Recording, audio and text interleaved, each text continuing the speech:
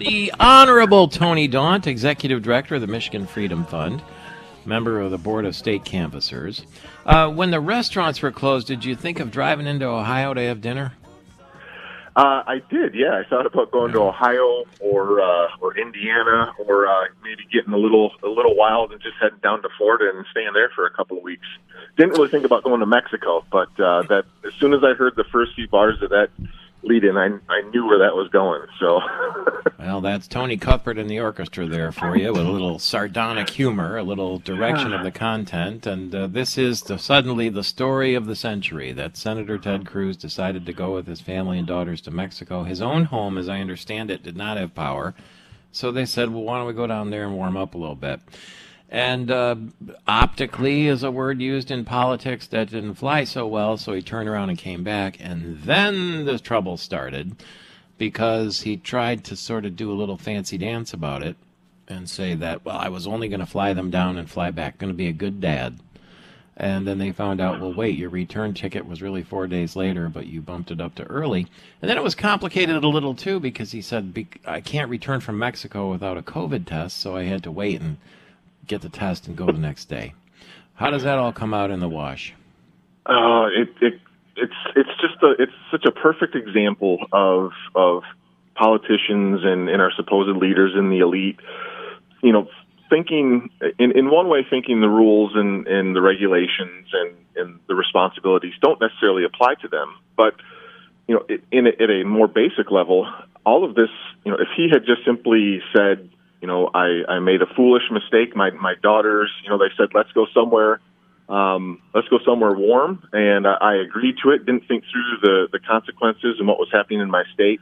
If he just admitted up front and been honest, it would be a 2-hour story as opposed to a 2-day story. Yeah, that's what Bruce Mate says. Never turn a 1-day story into a 2-day story. And I don't pass judgment on people. And I think, I imagine that the governor would like to have gone to her cottage this summer, didn't do it. I imagine that there are lots of public officials who would like to enjoy themselves, but optically it doesn't look so good, not to mention the fact of the pandemic and the CDC recommendations and all that. But I'm not here to throw stones. I leave that to the people on CNN, because, boy, were they ready yesterday. Oh, yeah, and that's true.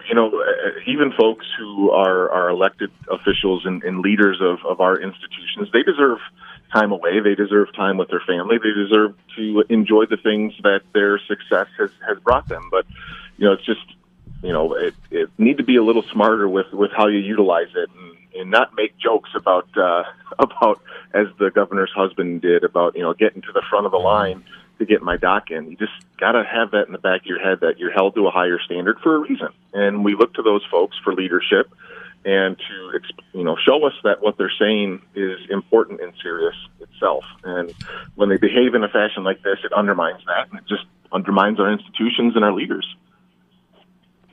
How about Donald Trump? I don't know if you heard the audio a little earlier. He said the angriest person in America is Hillary Clinton, because she wants to know why they didn't find a way to fix the election and drag her across the line 4 years ago like they did for Joe Biden. Oh, good grief. It's best when Donald Trump is silent and not saying anything, because it goes a long way towards helping people forget just how malignant of a character he can be. It's foolish that the election is over. It's been over for over 3 months now, and it was a close election. He lost. He lost narrowly, but he lost, decisively and without any kind of fraud that made any kind of a difference in the results. And he just continues to poison the minds of people who are desperate to believe that's the reason he lost, was fraud, not that maybe some of the things he did and said made him untenable to a larger percentage of the population than those who liked it. So, well, I understand 177,000 registrants have been removed from the voter rolls in Michigan, and some people might say, how come that didn't happen before the election? And that's a good question. There are certainly laws and regulations that provide windows for when you can remove voters from the rolls.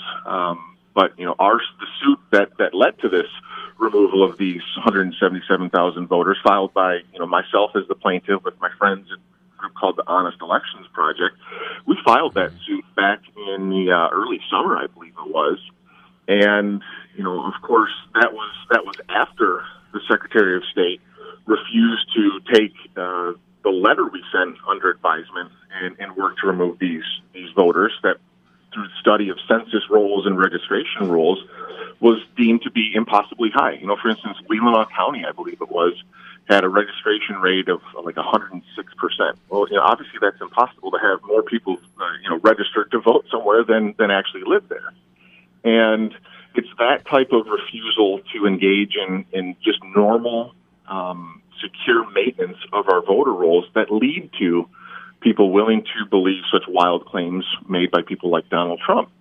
But, if we simply had a Secretary of State who participated, took the letter under advisement, worked with us to remove those individuals from the voter rolls, and then, of course, didn't mail out, 7.5 million unsolicited voter registration or voter absentee ballot applications, 500,000 at least of which were returned as undeliverable to the Secretary of State, a lot of the opportunity for these types of ridiculous claims would have gone away. Now that doesn't justify people making them, but it certainly feeds into that distrust. Let me ask you one more question, if you don't mind sticking around. Tony Daunt, Michigan Freedom Fund. Get his Front Lines of Freedom by Googling Michigan Freedom Fund and registering for free once a week. Continuing with Tony Daunt from the Michigan Freedom Fund, you mentioned that there are periods during which you can maintain the voter rolls. So, for instance, a law bars maintenance within 90 days of a federal election. So after the election, the Secretary of State released a list of 177,000 people that were removed from the rolls because they moved or their address was unreturnable. You can't do any maintenance within 90 days of an election, but you can register right up until the day of? Doesn't seem fair, does it? That's a really great question, and I know many people have actually mentioned that to me and said, it seems odd that you can't make any kind of adjustment to make sure the list is secure and that there's integrity in the system, but folks can register on the day of. And, I understand folks voted for a proposal that allowed for same-day registration, but in the same vein, we should be looking to maintain safe and secure voter rolls at all times because we need that faith in the system. And just pretending it doesn't exist and providing bluster like the Secretary of State at times did throughout this suit it's very damaging to people's faith in our elections and in the system. Tony Daunt, Executive Director of the Michigan Freedom Fund, do you believe that your prodding has made the election system in Michigan safer for next time round? Absolutely. I think it was a great suit, and I was happy to be part of it. How did that happen? Well, the folks at Honest Elections Project, they had approached me knowing that I was somebody who worked in that field with elections, election reform, and election integrity, and asked if I'd be willing to be a plaintiff in the suit. And I said, absolutely, I would love to. Did some study on the voter rolls and how many people were registered. And it just so happened that the mailing of those absentee applications really helped shed light on what our suit was saying all along, that there were far more people registered to vote than should be on our rolls.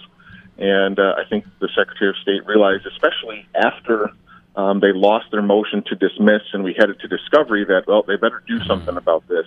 And so happy to be a part of it, and we're happy to keep holding our elected officials accountable.